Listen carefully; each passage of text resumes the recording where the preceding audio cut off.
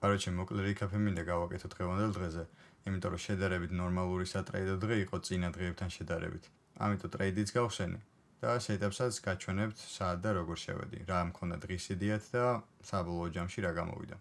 მაღალ ტაიმფრეიმზე რომ დავაკვირდეთ 1 საათიანზე. იგივე ადგილას სადაც გუში მიყავით, იქ ვართ ეხლაც, ოღონდ ამ შემთხვევაში 50% შევეხეთ fair value gap-ის.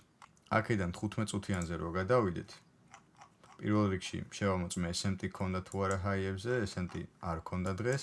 ერთადერთი SMT რაც ქონდა იყო აი ამ low-ებზე, ამიტომ დღის იდეათ არ მქონდა რომ ამ equal low-ს აიღებდა. მაქედან გამომდინარე, longs გვეგმავდი 15 წუთიანზე თუ გავზომოთ Fibonacci ზონას, 50% უწევდა აქ და longs ვაპირებდი აი ამ gap-იდან. რა თქმა უნდა, დიდი PDRA-ის შემდეგ დაველოდებოდი 1 წუთიანის confirmation-ებსაც და მაქედან უკვე ვიფიქრებდი გალონგვაზე. მაგრამ ასევე მარკეტზე ქონდა აქ ზევით fair value gap-ი, რომელიდანაც დიდი ალბათობა იყო იმისა, რომ დარეჯექტებულიყო მარკეტი, თან equal high-ები ქონდა აქ, მოიხსნა ეს high-ები, დარეჯექტებულიყო fair value gap-ზე და აქედან ქონდა კარგი რეაქცია ამ fair value gap-ამდე. შესაბამისად, დღევანდელი დღის იდეა იყო long-ი, მაგრამ რატო უნდა გაუშვა ის შანსი ხელიდან, როდესაც მარკეტი გეუნება, რისი გაკეთებაც უნდა.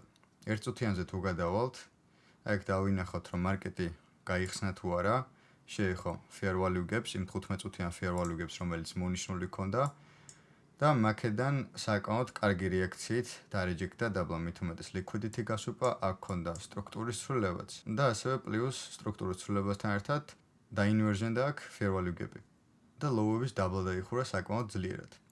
აქედან ნიუ-იორკის სესიის პირველი fair value gap-ი ქონდა, რომელზეც რამდენიმეჯერ დარეჯექტა მარკეტი, entry მქონდა order block-ის შეხებისთანავე, საბოლოოდ რო ამოვიდა მაღლა აქ შევედი ტრეიდში, liquidity-ც გავსვიპეთ, gap-მაც დაიცვა ეს ადგილი და აქედან ჩამოეშვა მარკეტი დაბლა და target-ი რაც ქონდა, იმ target-ს მიარტყა საბოლოოდ. პირველი take profit-ი ქონდა ლონდონის low-ზე, მეორე take profit-ი ქონდა 50%-ზე ამ ზონის და საბოლოო take profit-ი უკვე 50% ამ 15 წუთიანი gap-ის.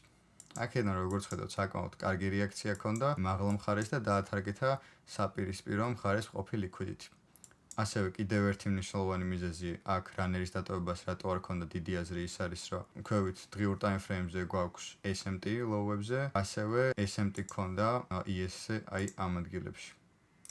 ამიტომ აზრი არ ქონდა აქ რანერის დატოვებას და საბოლოოდ დღის ბოლოს გამოვიდა ეს ტრეიდი. აქედან უკვე აღარ გამილონგია, მაგრამ ძალიან ჩვეულებრივად შეგეძლოთ აქაც entry ქონოდეთ სტრუქტურული ცვლილებაზე და აქედან გაყოლილიყავით მაღლა რა. target-იც აქ equal high-ები იქნებოდა უკვე.